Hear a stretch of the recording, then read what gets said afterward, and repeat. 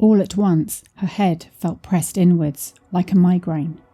Her lungs felt empty and her legs were heavy. She fell down on the ground and yelled in pain, and the small, sharp stones jabbed and stabbed her bare skin. Cairnfury, the Solstice Curse. The standing stones at Tormegwyth are steeped in mystery. They are old, and this henge remains relatively unstudied. There is a reason for that. They do not appear on any maps, and no one in Cairnfury advertises their presence. No signposts, no plaques. But there are mysteries attached to the standing stones. Talk to anyone in Cairnfury about sites to visit, and they will recommend scenic paths and coastal walks, perhaps the local museum. But they will never mention the standing stones. So many disappearances, strange and sudden changes in temperature near the site of this henge.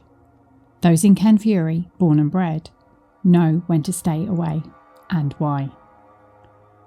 For many years, stories had been passed down concerning the disappearances of a few locals, but mainly strangers, visitors to the area. The rumours were that a curse had been placed on the stones. No one was sure why, and that if people trespassed at the wrong time of year, they would vanish, never to be seen again. Subsequent searches were always thorough and exhaustive, but nothing concerning the whereabouts of those who went missing near the stones was ever found. There were also rumours of seances and strange gatherings at the stones, possibly following some ancient ritual practice known only to a few. But surely these were just rumours. Local folklore believed that twice a year, in midsummer and midwinter, a group of souls would gather at the 8 standing stones at Tormegwyth, 8 miles north of the main town in Cairnfury. It was located within a dense woodland clearing, which looked very much like a monk's tonsure. These visitors would never describe themselves as tourists or locals, but rather attendees. They are called to the stones, so legend says, and can no more refuse to attend than to cease breathing. The legend continues that this occurrence is part of the landscape, and what goes on there is a secret known only to those who attend. But where there is secrecy, there will always be those who will try to whittle it out. Bryony Phelps, a vlogger and self-described aspiring journalist, lived outside Cairnfury. She was desperate for a story which would launch her. Stories of the ritual meetings had filtered through to her town as she grew up. Everybody was fascinated by Cairnfury, but most chose to visit only when necessary. Bryony had consumed the stories she'd heard. The strange gatherings, the stories surrounding the standing stones, the visitors, of whom nobody knew, their mysterious identities, and the many, many disappearances over the years. How were they all connected? She was convinced there must be some truth to the tales, and she wanted to be the one, the only person to break wide open the truth around the standing stones of Tormegwyth. So she thought. First, she decided to investigate the strange, seemingly ritual meetings. That must be her first data point that she could prove. Bryony was persistent. Even if she didn't heed the warnings from those she tried to interview, she had managed to work out that whatever happened only ever happened on the solstice. So, she emailed the editor of the Cairnfury Chronicle to try and persuade him to publish the story if she could prove it. She did not have the training or experience to second-guess herself, to ask why any of the mysteries tied to the stones had not been linked or properly covered before. The editor of the Chronicle, Sebastian Seb Wolf, sat back in his chair after reading her email. He was contemplative for a long time, and before he replied and said she could visit the office, he wondered how to handle this. Word of her efforts to interview locals had already reached him by the time she'd emailed. There was very little that Wolf didn't know. He could be blunt. In his position, he sometimes needed to be. When a deadline is pressing down, there is no room for equivocation. He sighed as he composed his reply. prepared to meet her, but hoping he could deter her enthusiasm, at least on this subject. Wolf was all for going after a story, but he knew Cairnfury, the place, the people, and he knew when to leave well alone. She arrived late, which is never a good idea if you want to make a favourable impression in a newsroom. Dressed in a sundress and sandals, her designer sunglasses perched on her head. Wolf gestured to a seat. "No other reporters in?" she asked, getting her phone out to record. Wolf sighed. His reporters were traditionally trained. They knew shorthand and would never go anywhere without their notepad. "They are busy on other stories," he said curtly.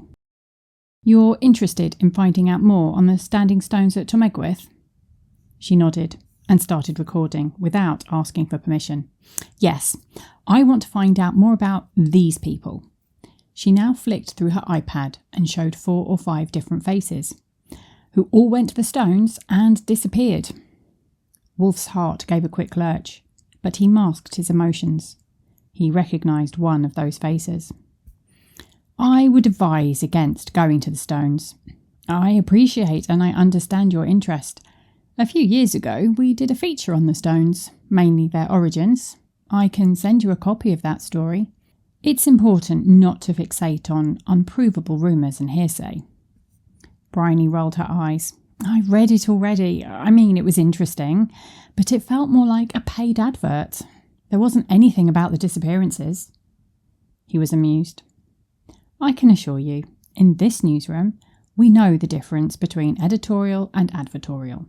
Yes, there have been disappearances. Yes, most likely, a few people go to the stones at the solstice, the same as they do at Stonehenge.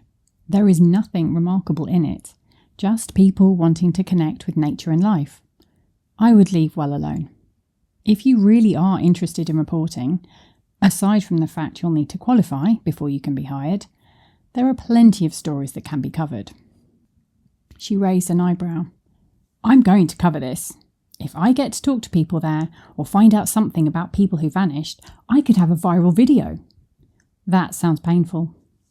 She ignored him and carried on. "And that might lead to sponsorship. I don't need to go on a course and do some training somewhere and then start writing about cats in trees. Media law is relevant, and we rarely write about cats in trees. Well, it depends on the cat." She got up, realising that she was not being taken seriously, and put her iPad away. Phone in hand, she marched to the door. "Can I ask how old you are?" she said curiously as she opened the door to leave. "I've looked into so many old copies of the Chronicle. It seems like you've been here forever." Wolf smiled. "You may not." She looked taken aback. "Good day, Miss Whelan Phelps. I'd ask you again to reconsider, but you seem like you've already made your choice." There was a slight note of sadness in his voice, and she left without saying anything else. Ruffled, she made her way to her car. So what? Who was he to say that she shouldn't do something? He wasn't her boss. She'd get the scoop, post it online, and watch the interest grow. That would show him. To hell with experience. She knew she was pure talent, and talent was more. He'd probably beg her for the story once it got some traction. You don't need to study a trade when you can just go out and do it. A few days before the summer solstice, she decided to recce the standing stones. The parking was a mile away, at the bottom of Tomegwyth, and cut within a deep wood. The aroma as she approached was intoxicating. The mix of late spring flowers, trees and pollen. It felt so much more alive than anywhere she'd ever been. She stood alone and in silence for a few minutes, taking it all in before collecting her camera and finishing the last mile on foot. The going was fairly steep, but the path was clear and well trodden. Ghosts of other paths ran left and right in the woods, clearly preferred by animals, which chose to avoid the main path imposed upon it by mankind. Suddenly, after about 20 minutes of walking, she found the clearing. She started taking photographs. Using her phone's voice recorder, she began to describe the scene. Tomegwyth, Standing Stones, June 16th. It's the middle of the afternoon and it's fairly sunny. I'm approaching the stones from the south, I think. The woods here are quite dense and the undergrowth is matted with brambles and other things. I'm not sure what. I'll look them up when I get back. Not a lot of light gets through the trees, but the opening to the hilltop is clearly visible. I can't see the stones yet. Ooh, the air actually feels cooler than further back down the path, and there's a breeze which is blowing directly onto my face as I approach the edge of the wood. A while later, she recorded, "The hilltop is matted with a lovely lush carpet of grass, and there are sporadic wild flowers. I can see daisies, clover, buttercups and dandelions, as well as a whole load of others that I have no idea what they are. Again, I'll check my photos and look them up when I get back. It's not warm. In fact, I can absolutely say that it is really chuffing cold. I have goosebumps and wish I brought a jacket. So much for June in the summer." And then a few minutes later, "Finally, I can see them. The standing stones are in full glory ahead of me. I'm making my way towards them. The lush grass beneath me has the appearance of being slightly worn in some places, and even bare in other places, and they weirdly look like footprints. If anything, it feels cooler walking over those bits than elsewhere. It's making my skin crawl and tighten. I am starting to shiver a bit. Okay, I am now about halfway between the stones and the woods. I can see they look worn. Each is at a slightly different height, and the stone in the centre is huge, more than twice my height at least. And hang on, I'm going to go in a bit closer. It looks like it's also a different colour from the others, which are sort of blue-grey. This one looks almost yellow, I suppose. There are 7 stones around it, some 10 or 15 feet from the central stone. I think it's called a septagon or heptagon or something, but I can check that too. Wow, okay.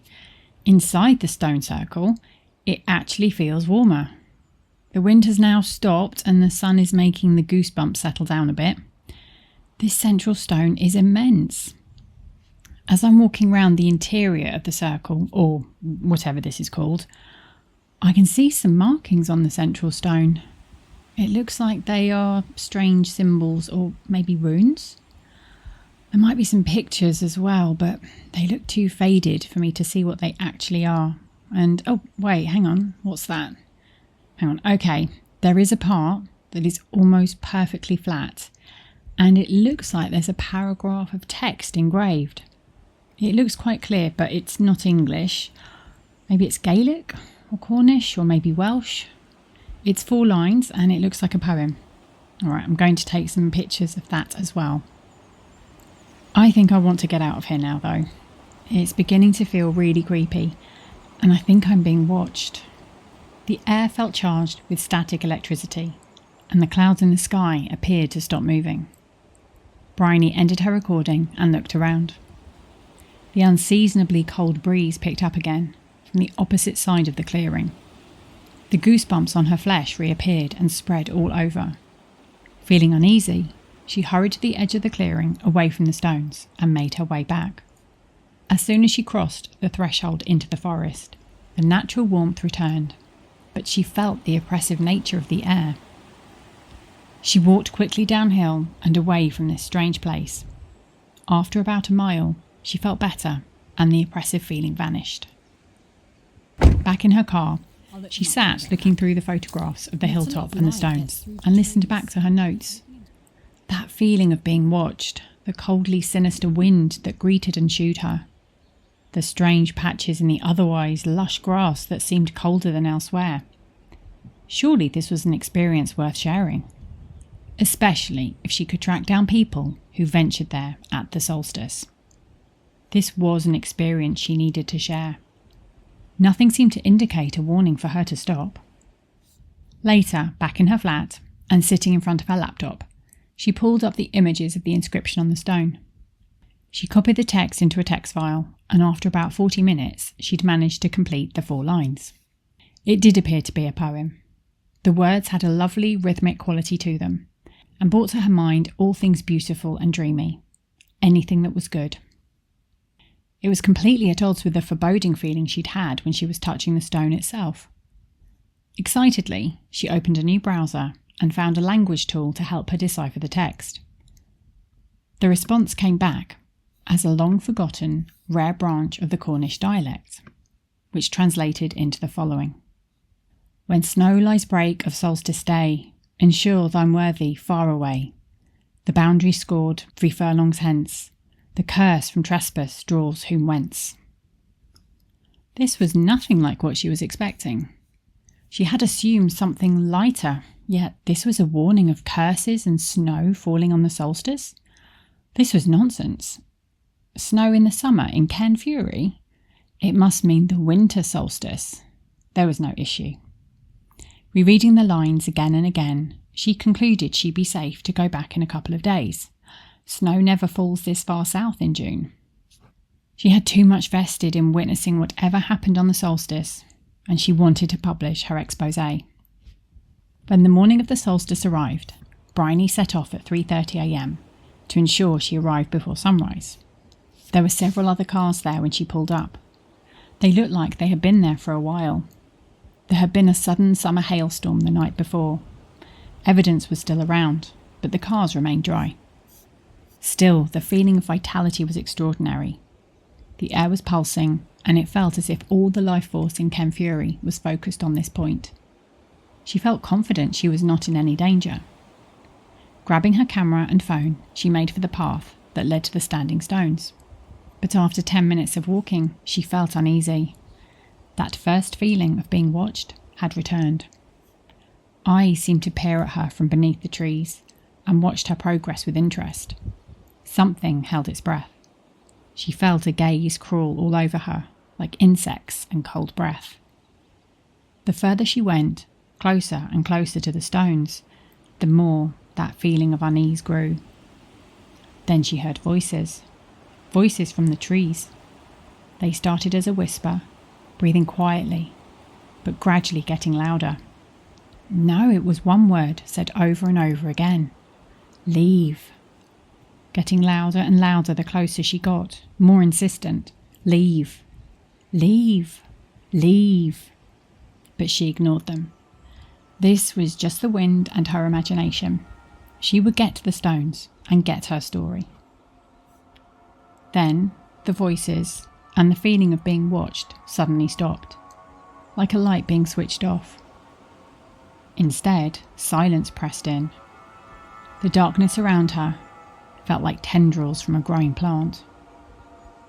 She stopped, uncertain for the first time of what to do, and her bravado failed her. But she still didn't want to turn back. The warm morning had turned cold. The air had the aroma of mould and sour compost. The dark tendrils began to wrap their ephemeral forms around her ankles like cold Hessian rope. They slithered around her wrists and continued up her arms. They had encircled her body and were approaching her neck.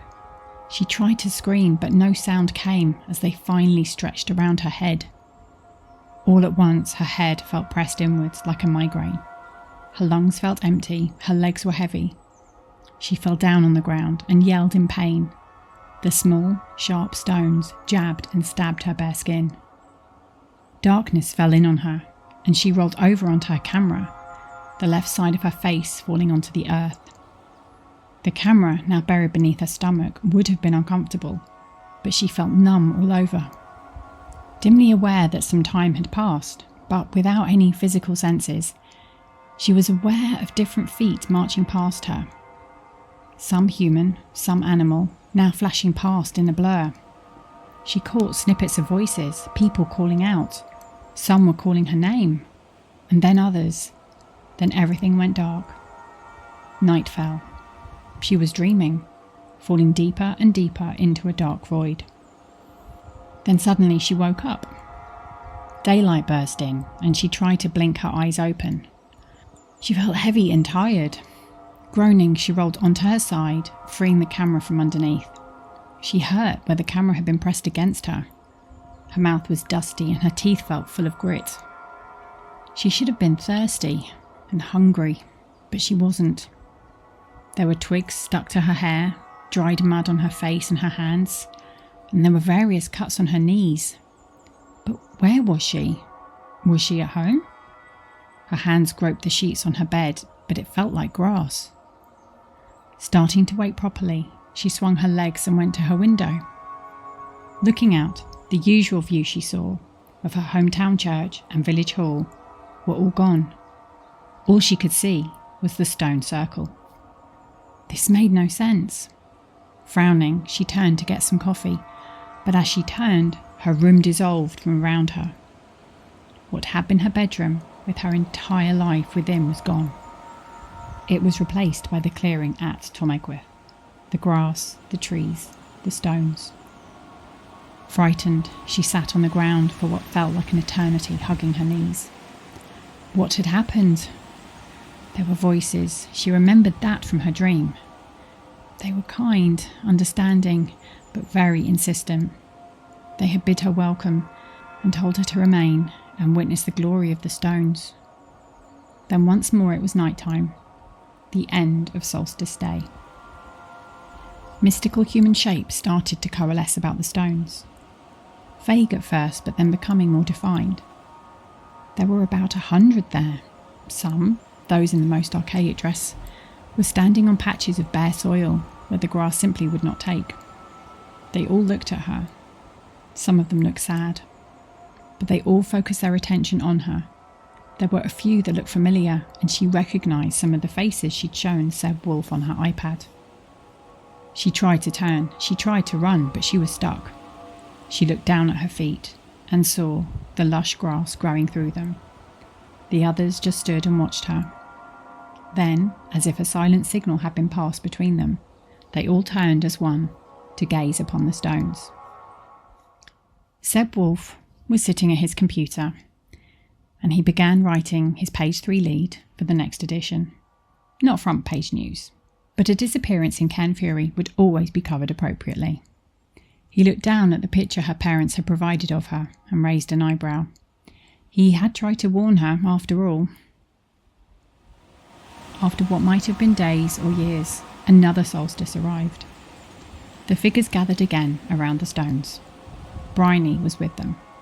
This time she noticed something she had not before. The patches of bare earth were not random. They marked positions, places reserved for those who had come before her. She looked down and saw she had one of her own. Beyond the central stone, the air shimmered. A vast landscape appeared beyond it for a moment. Not Cairnfury, nor any place she recognised, but endless standing stones beneath an unfamiliar sky. The old man nearest her turned his head. "You understand now," he said to her. And she did. The inscription had never spoken of winter. It had spoken of snow. The hail that had fallen before dawn had been enough. She had not heeded the warnings and had crossed the boundary on the wrong day. One by one, the attendees began to walk towards the central stone and vanished into the shimmering light beyond it. Bryony's feet moved with the others. Behind her, the woods of Tomegwyth faded like a dream. Ahead waited the place to which all trespassers were drawn.